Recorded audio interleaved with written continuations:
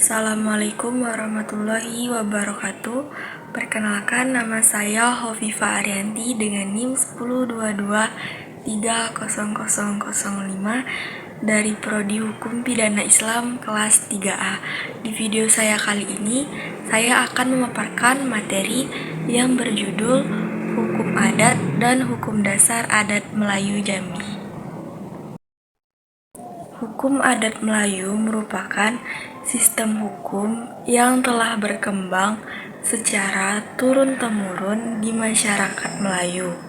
Sistem ini didasarkan pada nilai-nilai, norma-norma, dan tradisi masyarakat Melayu tersebut, dan dikembangkan secara lisan melalui cerita rakyat, pepatah, dan kebiasaan sehari-hari masyarakat Melayu tersebut. Ada beberapa definisi dalam hukum adat Melayu. Yang pertama adalah sistem hukum yang tidak tertulis, yang mana hukum adat Melayu ini itu tidak tertuang secara resmi di dalam suatu dokumen yang resmi. Yang kedua adalah berasal dari kebiasaan dan juga tradisi, yang mana hukum adat Melayu ini telah ada secara turun-temurun di dalam masyarakat Melayu tersebut.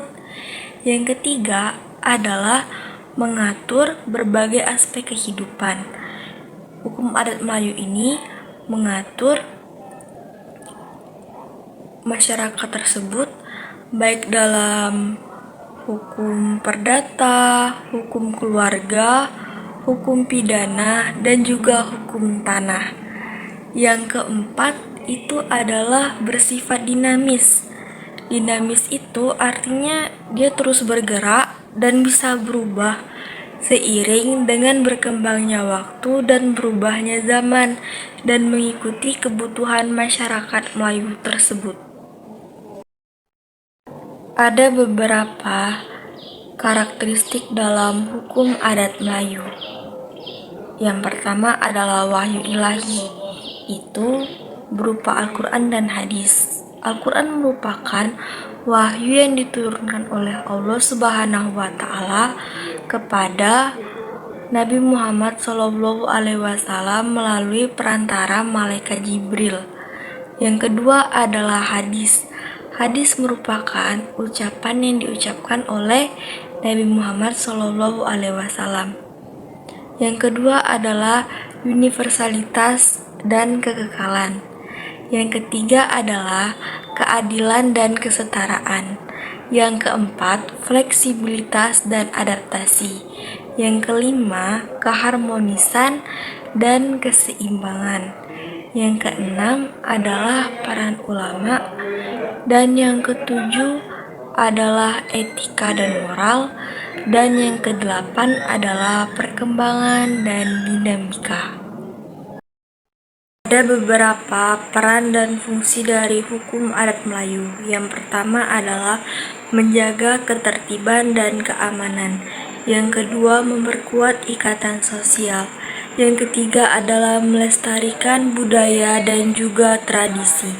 Yang keempat, menyelesaikan sengketa dan konflik di suatu masyarakat. Yang kelima adalah menjaga keadilan dan kesetaraan. Dan yang keenam adalah menyesuaikan diri dengan kebutuhan masyarakat tersebut. Prinsip dasar hukum adat Melayu. Yang pertama adalah titian tereh, yang artinya hukum bersumber dari hadis dan mengacu pada Al-Quran. Yang kedua adalah cerminan idak kabur, yang artinya ketentuan hukum ini sudah berlaku daripada zaman abad-abad terdahulu dan memang terbukti kebenarannya. Yang ketiga adalah lantak nan idak goyah, yang artinya mekanisme penegakan hukum ini yang jujur, tidak pilih kasih, agar keadilan bagi semua masyarakat itu dapat ditegakkan.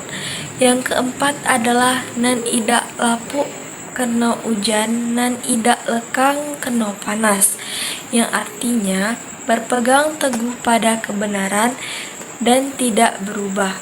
Yang kelima adalah kato seiyo, yang artinya musyawarah dan mufakat itu digunakan dalam menyelesaikan suatu masalah.